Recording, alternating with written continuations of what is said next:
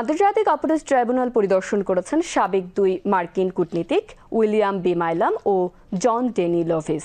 আজ সকালে তারা ট্রাইব্যুনালে আসেন এবং চিফ প্রসিকিউটর তাজুল ইসলামের সঙ্গে বৈঠক করেন। এ সময় চিফ প্রসিকিউটরের বিশেষ পরামর্শক টবি ক্যাডম্যান উপস্থিত ছিলেন।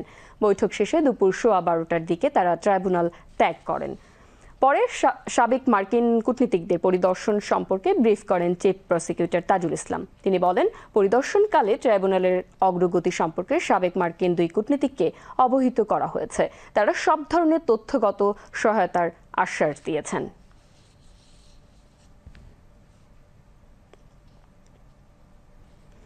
জুলাই আগস্টে বৈষম্য বিরোধী ছাত্র জনতার আন্দোলনের সময় গাজীপুরের কাপাসিয়ায় কলেজ ছাত্র হৃদয় হত্যার অভিযোগে পুলিশের সাবেক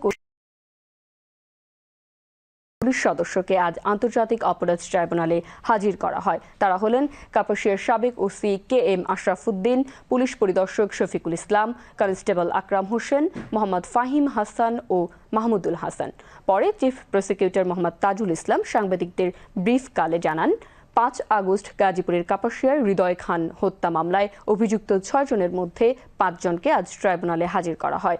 মামলায় অধিভুক্ত অপর একজন পলাতক রয়েছে।